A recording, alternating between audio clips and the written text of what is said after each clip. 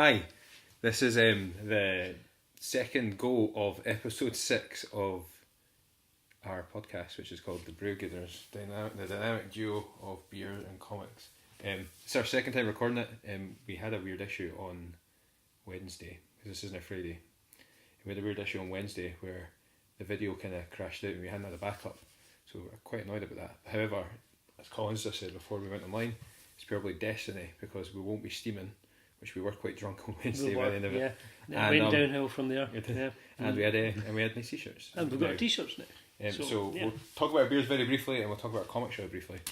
And that'll be a nice episode 6. So if we just go straight to the beers. Yeah, so we had 4 beers that were all 6% plus. 6% plus. Yeah, which made for a good night. It did make for a great night. I had a really nice time, and the beers were interesting. There were interesting ones, and there were ones that were less so. But we're going to start off with we had this Rwandan coffee IPA. Yeah, that was the Overtone. Put out by Overtone, yeah. Yeah. What was it called? Dear Green. Dear Green it was called, yeah. Okay. But it billed itself as a malty, slightly sweet pale ale. Mm-hmm. It was, I don't know how I would describe it. I don't know if I would go with creamy and slightly sweet though. It was it was a very strong flavour. Yeah. Not coffee though. No, it wasn't a coffee flavour until the aftertaste. Maybe a wee bit, yeah, and it begun to taste a little bit like an espresso coffee, maybe the aftertaste of an espresso. Yeah. And I thought it was quite kind of drying, kind of make you thirsty. And kind of on the nose it was quite sweet. I remember as well. Yeah.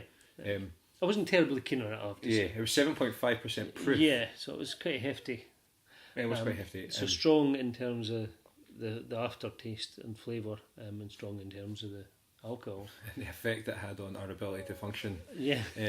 No, it was great. It was very interesting. I'm glad we tried it. And I think that's quite a funny thing about beer shops, craft beer shops, is that there is such a variety, and this beer in particular was quite out of the 4 beers we drank online, it had the highest profile in terms of of online feedback, and that's right, which was quite interesting as well, because we certainly didn't enjoy it as much as we wanted to. And clearly, it's all subjective. As we've said before, you might pick it up and enjoy it, but it wasn't really to our taste. Yeah, you should check it out though. That was Overtone. It's worth a go.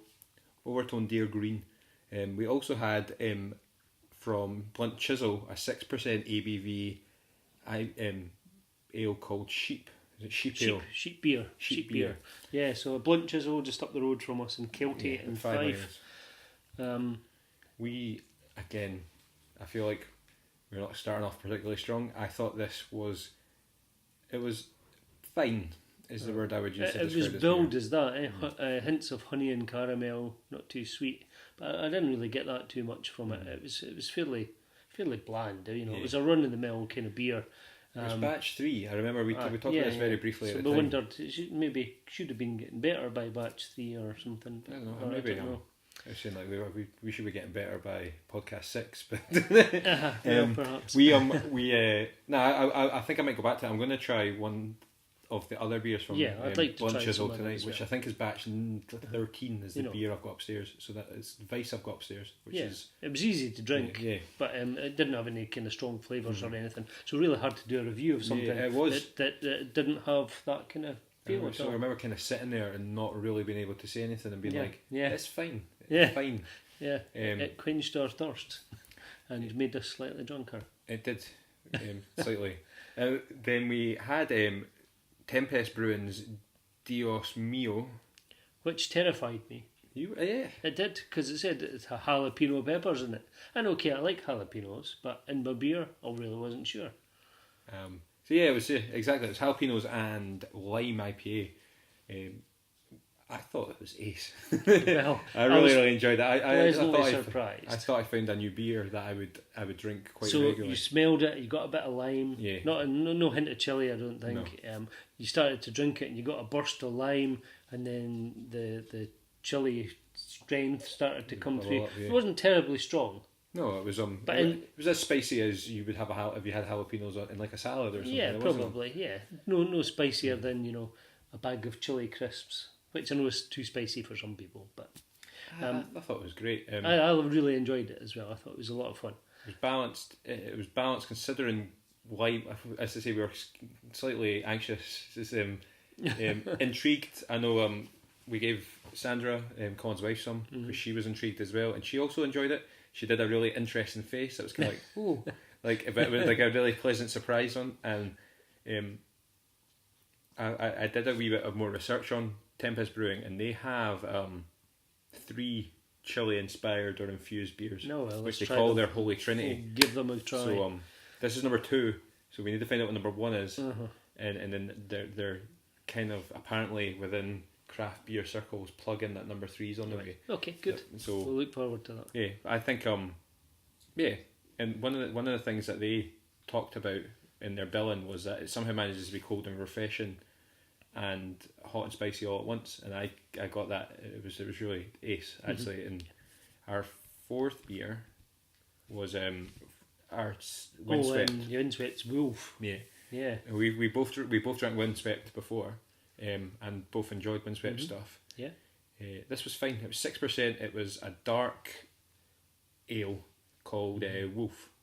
Yeah. And it billed itself as dark, thick, and treacly, and I think it was that. It lived up to the bill. Yeah, it had that quite a strong treacle toffee flavour to it.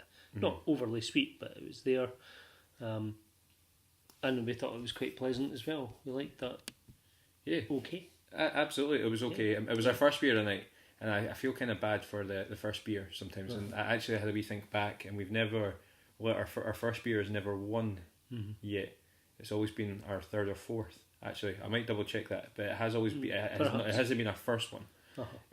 So, but it was. I think it was quite a not totally close, but that would have been our second. Yeah, it would have been our second choice after our big favourite of the week. It was dark, and it was quite tonally different from everything else we drank afterwards. Everything else was more on the beer side than a dark beer. But I think we're going to go back and look at Windswept's other stuff because we've always enjoyed their other stuff. We have, and we did. It's not saying that we didn't enjoy that. It was just absolutely slightly different from the other beers that we'd had from them. I do quite like a dark ale now and again, and I would maybe go back to that one just because I quite like that treacly. I can imagine sipping that round the bonfire. Yeah, totally. That's what I said. It was named after you can say this because the Wolf of Badenoch, who was a sort of medieval guy in the northeast of Scotland, around Elgin area, northeast of Scotland, burned down Elgin Cathedral. So a bit of history there after Robert the Bruce's time. That's what it's named after. Yeah, that was pretty cool. I quite like learning about beers and where they come from and stuff. And we spoke to that guy and that they did Kingsbane, and I was like, "What does Bane mean?" Because I only knew it from the comics, and you were like, "Oh, it means like the Bane." Oh of, yeah. That was your antagonist, your that was our beers. Enemy. Dios Mio won this week, Yep. so we will put that up on Saturday or Sunday when this goes out. That's our beer of the week, and we share that and stuff. So that was cool. We're going to talk about our comics. I think. You got enough time to talk about comics? Yeah. On to the comics. So, yes, obviously this has been structured slightly differently this week to take advantage of things, but I'm going to edit this out because it's nonsense and nobody needs to actually see behind the curtain that much. We read 4 comics between us for this week. I've chosen War of the Realms Journey into Mystery as one of my issues that I want to talk about. I'm reading War of the Realms, which is the Marvel event of this summer. It started in May and it's running out to the end of June, and it's got a good 40 comics within this 2.5 month, 3 month time frame, which is eating into my bank account quite significantly. And I didn't expect it to be this full on, which would be one of my only criticisms about the event, because the event itself's been really, really good fun, and it's been great going to my comic shop and picking up 5 entries in that series every week, which has been good fun. This was one of 3 that I wanted to talk about, but I've decided that this was the one I enjoyed the most. So alongside the main series, which is a 6-part series about the main War of the Realms and what's happening to our main heroes, there's these interesting spin-off series that are feeding into the main story as well, but they are telling you what's going on from like the sidelines, or this is an event that's stretching across the entire Marvel universe. So while the main series is focusing on Iron Man and Captain America and Spider-Man, they are doing a really good job of saying, well, actually, where is what's Miles Morales doing? What's Daredevil doing? What's the rest of the sorcerers doing? That when Doctor Strange is off, and it was cool. It was something I really liked about, spoilers, Endgame. I thought Endgame did this really well. There was a bit that I kind of nodded at. I thought that's quite cool, where you got to see actually what the sorcerers were doing during the Battle of New York. That's right. I Yeah, quite that liked little bit on the rooftop. Yeah, and it was just enough for me to be like, actually, they were there. Yeah, they were there, and that was really good. And that does feed back to this thing about, for me anyway. This feeds back to the, actually what we can revisit this. What was Daredevil doing during the Battle of New York and stuff? That's pretty smart. And so Journey into Mystery is about Journey into Mystery. The whole War of the Realms build up came in Thor, so it is based around Thor, and it's all got a medieval vibe about it. But Journeys into Mystery is about one of Thor's brothers, who I didn't know he had another half brother that wasn't Loki, but he does. And he spent called Balder, and he spent a lot of time in Hell, but he's recently got out. And in that time frame that he's been missing, there's been a huge adjustments in the MCU, as obviously it's continually moving on. So he is still adjusting to what the MCU is in his time, or the Marvel universe. I don't think the MCU is the comics. Cinema. Sorry, the Marvel universe has changed in his absence, and he's still getting used to this. Him and Thor have just discovered they've got a little sister. So obviously Odin and Thor's mum haven't been massively loyal to each other, and there's a lot. Seems to be kind of, I think I count five children. And only Thor can. It sounds a bit Game of Thrones. It does sound a bit Game of Thrones. only Thor can claim to have Odin and I always forget her name, but Thor's mum. His mum. His actual mum. So there's a half sister that they've just found out about. She's maybe only, at this point she's an infant. She's about 6-7 months old, and Thor and Balder have both sworn that they're going to protect this baby with their entire life, and Thor's mum has said, well, there may be a time where I actually take either of you up on that offer. Within the War of the Realms crisis, Thor's missing, so Thor's mum has then turned to Balder and going, you made this promise to protect your little sister, I now need you to go and do that.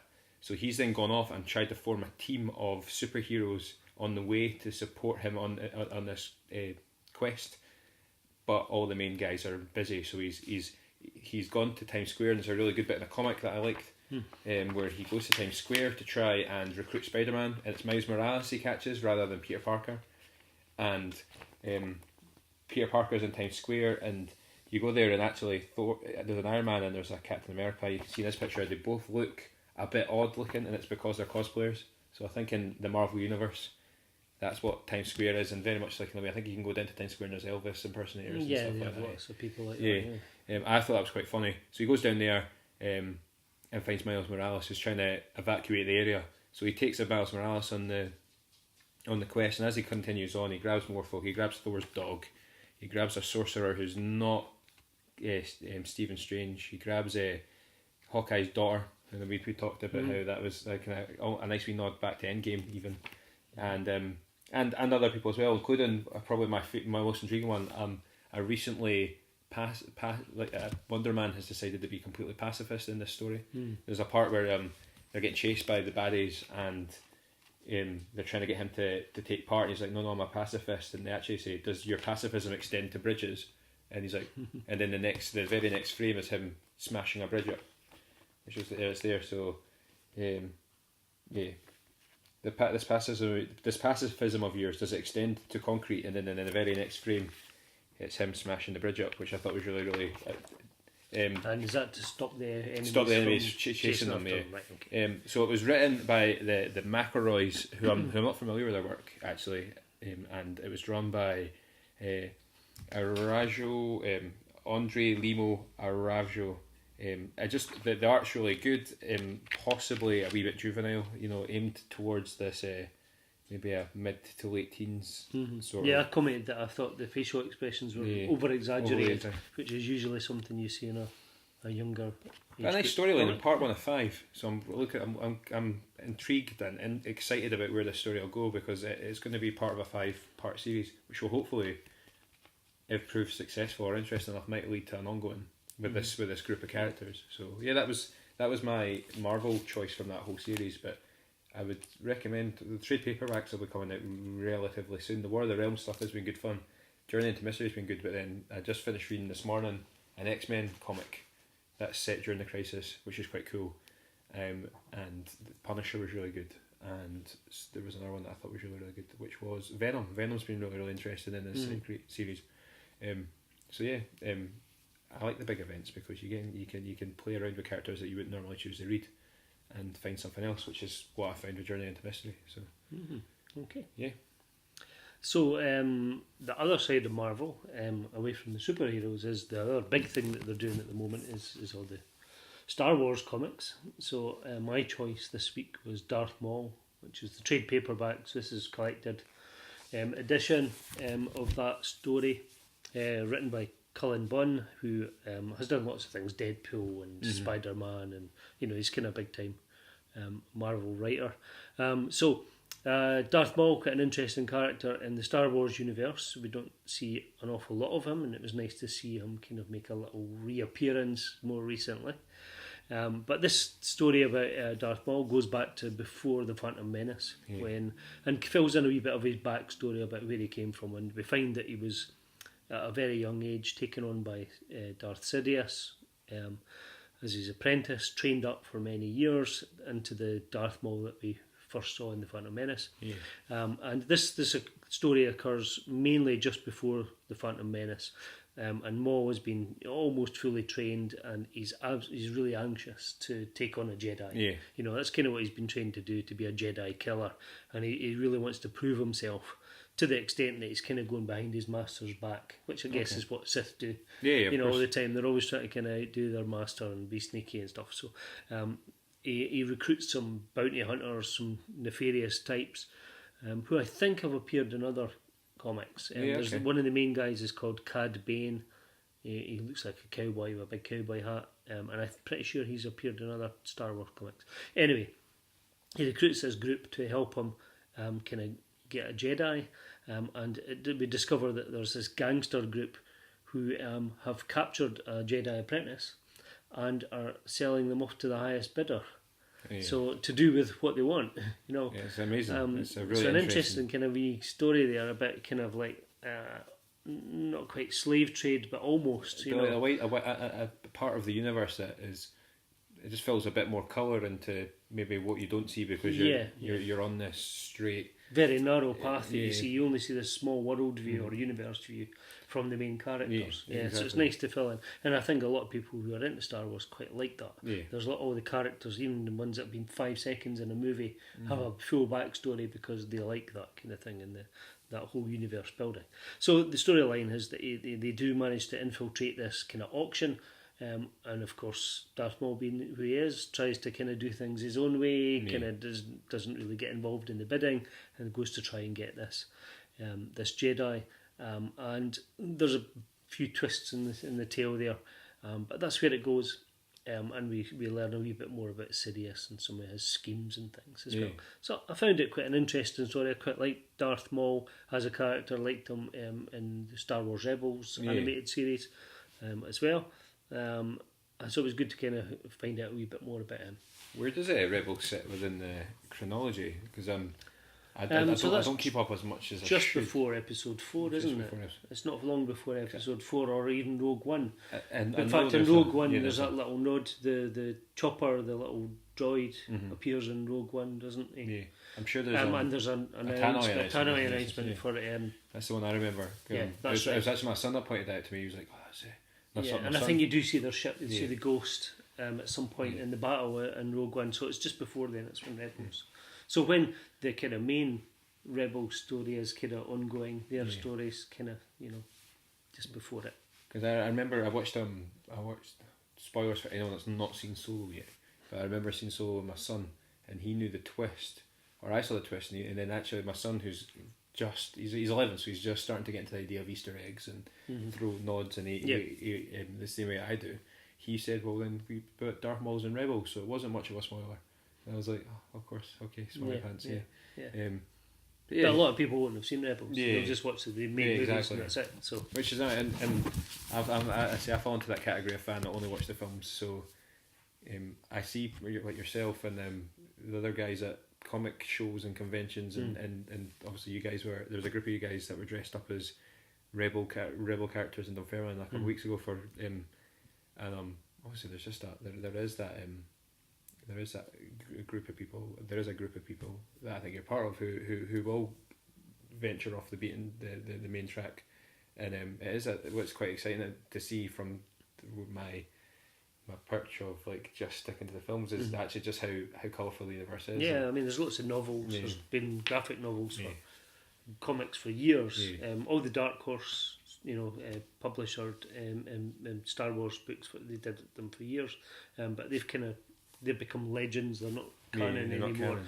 It's more the Marvel series that is canon, accepted as canon. So next, sorry, I'm babbling away. The Batman Who Laughs was from DC. It's Scott Snyder, who, let's see if I can make sure I get the things right. Jock on art, isn't it? Jock on art, yeah, absolutely. Yeah. And Scott Snyder, right? Big time team there. Yeah, I think I've just read are about to come to an end. Their last Batman story is about to come out. I don't. I think it might even be out already. It's called like The Last Night, or I don't know. I'll need to double check that properly. I'll put the link up where it's appropriate. But but these guys have been writing for Batman and the wider DC comic universe for quite a while now, and I think they're starting to wind it down a wee bit and let the next.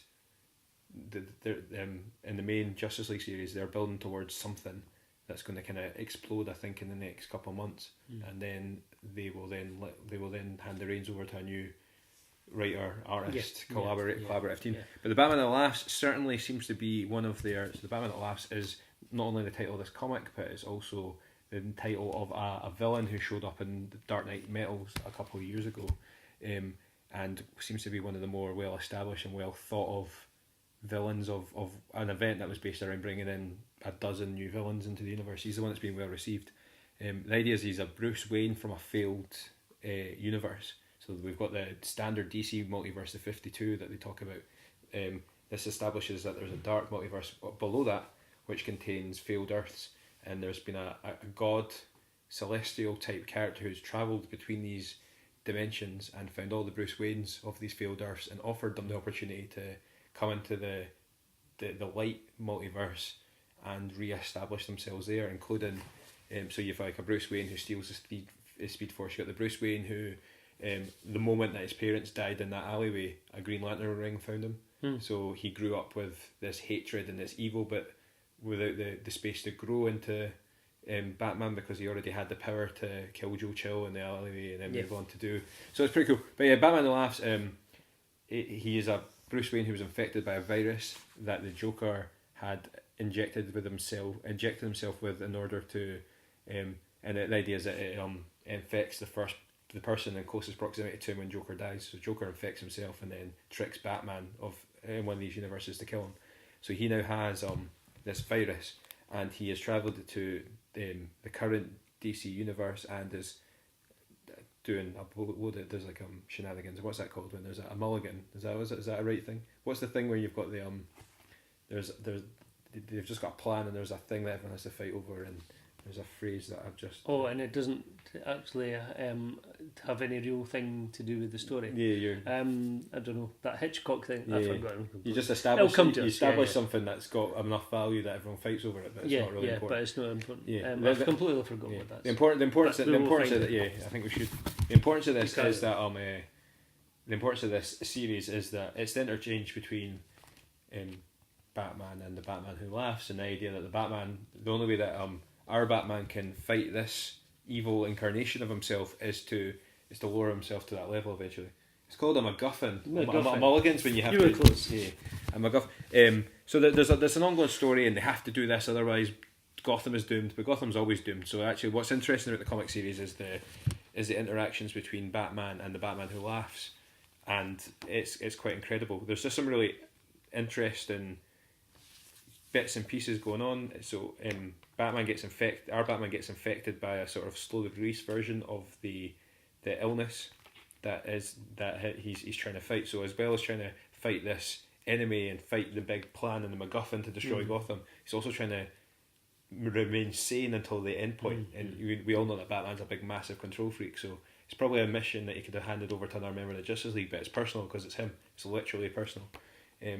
Issue 5, the reason I pulled out issue 5 is because it's quite fascinating, just how Batman is starting to fall. He's saying things, but I think it's a long-standing establishment within Batman comics that he has these big internal monologues as he's doing things, because he's doing things quietly in the shadows. So he has these monologues. He continues these monologues in this issue, but as the comic progresses, every fifth or sixth word gets overtaken by these red writing, which is this red writing is what's associated with the Batman Who Laughs. So that's just indicative of him slowly losing it, which is really, really fascinating. It's other really cool stuff. I thought one of the sort of tropes of the Batman Who Laughs is that he has 3 Robins, and I assume they're the Robins from his universe, but they're on leads, and they've gone, they're not human anymore. They're little monsters that run around shouting crow, crow, crow. And there was I actually had to Google why he'd done this, but there was another Bruce Wayne character. So these crows are attacking James Gordon. They're about to kill him, and then the Batman at last comes out the shadow and says "bar," and it's like a kind of a word like that stop word, that control word. So they go from attacking him to withdrawing, and I was like, why was "bar" the word? And then so I googled it, and actually it is an in joke. It's the idea that crow, they say crow, he says bar, the word crowbar, and that was the tool that Joker used to beat Jason Todd to death. And so I thought, weird things like that. I'm like, the attention to detail and the payoff for long term Batman fans, I think, in this series has been phenomenal. The other thing we talked about this very, very briefly was that when it started off, issue 1 was part of a 6-issue miniseries, and by issue 5 it's now a 7-issue miniseries, which is costing the fans more, and we deliberated on why that might be the case, and I think the two theories are, is this being successful, and are they trying to make a wee bit more money from it by stretching the story out, or is Scott Snyder not very good at planning? Perhaps, yeah. But I thought that was quite interesting as well. Yeah, but I've seen a lot of series where they have planned it for 5, and you end up getting a sort of bumper long one, 40 pages instead of 24, just to fit the story in. But clearly they've gone for we do that films all the time though as well. I thought Endgame was questionably longer because they just had so much to fit in. And I can totally appreciate that planning. I don't know how long my series is going to be. It's at 3 at the moment, and it was initially said 6, but I think it's going to be 5. It's the fans demand. It's hard. Fans demand. It's very hard to judge how long it's going to be when you have the overview, but you have not actually planned every single page. And you just think, actually, and they may well have come up with something and thought, actually, we could do this instead. But that's going to take an extra issue to tell that. Yeah, that's interesting. Who knows? We may never know. So, last comic. Yes. And I'm going for another trade paperback of Paradiso. This is written by Ram V. I mentioned one of his books a few weeks ago called These Savage Shores, which is a 18th century vampire story, but this is something completely different, and I think this is his first book in the West, because Ram is well known in India. He's native India for writing comics there. I think this is the first book that he did for Image, along with an Indian artist as well. So Paradiso, something completely different from These Savage Shores. It's a post-apocalyptic story. It follows a lot of the same tropes and things that you would expect. There's a bit of vehicles, which is reminiscent of vehicle battles, which is reminiscent of Mad Max. There's the hero on a journey. What's different about it is a little bit that this is a man-made disaster. It's not zombies. It's not something from space. Man has created a technology to try and improve the world, which goes disastrously wrong. I won't spoil it too much, but it's called The Midnight, and this story is set several hundred years after that happens, and basically the technology doesn't work. This event caused a lot of technology to fail, and that's led to this apocalyptic kind of vision of the earth. However, this chap appears, Jack Christon, try and pronounce it something like that, as a hero, and he's come into possession of this device, which re-enables electromechanical devices without actually having to fix them physically. Then he has this device that just brings them to life. And clearly, in this kind of world, that's incredibly valuable. But he's trying to get to this city called Paradiso, which we don't really learn much about it. The living city, it seems to be a city that has its own artificial intelligence. It seems to be able to rebuild itself and reconfigure itself. There's some odd characters who seem to be some sort of guardian type characters who protect people.